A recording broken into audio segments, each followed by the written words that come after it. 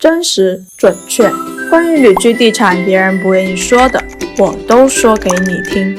Hello， 大家好，我们现在接着上一个视频来讲。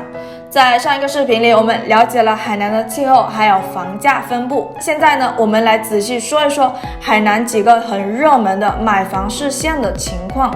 首先，第一个是海口。海口的配套是不用多说的，省会城市，配套好，大房企业最多。城市交通仍以公交为主，在城市边缘的片区仍受交通的掣肘，交通的时间成本会比较大一些。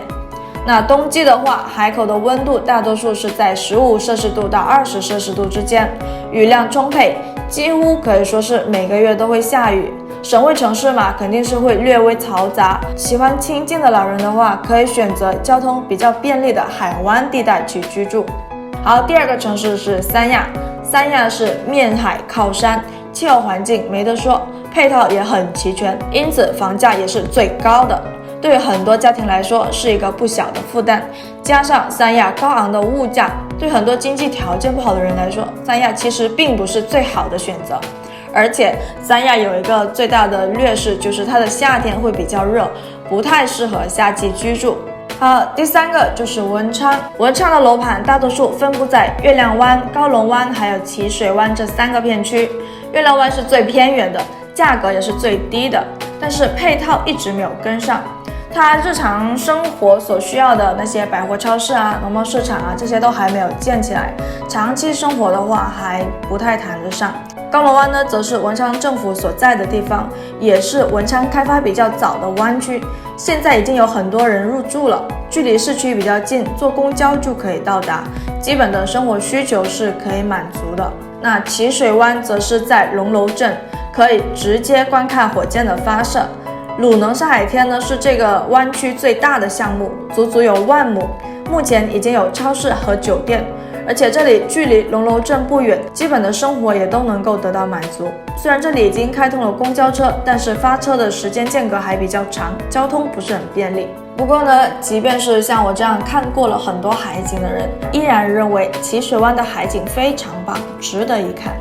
好，第四个是琼海。琼海博鳌是博鳌亚洲论坛的举办地，交通非常发达，除了高铁还有公路贯穿之外，那里已经有了海南的第3个机场，但这个机场主要是用于博鳌亚洲论坛的。琼海还有博鳌乐城国际医疗旅游先行区，先行区位于琼海市嘉基镇城区与博鳌亚洲论坛核心区之间的万泉河的两岸，试点发展医疗、养老、科研等这些国际医疗旅游相关的产业，这也是琼海独有的一个大配套。对于候鸟来说也是一大利好。博鳌呢也是少有的既能够看海而又很生活化的地方，因为博鳌镇本身就临海，许多博鳌的项目就相当于在镇上，生活比较便利。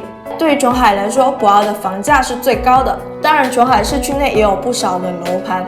无论是环境比较好的万泉河一带，还是生活交通比较便利的市中心一带，还有温泉疗养的观塘一带，可以选择的点比较多，主要看你个人的需求。好，因为时间的原因，我们今天先讲海口、三亚、文昌和琼海这4个市县，我会在下一个视频里讲解万宁、儋州、乐东以及海南的中线城市。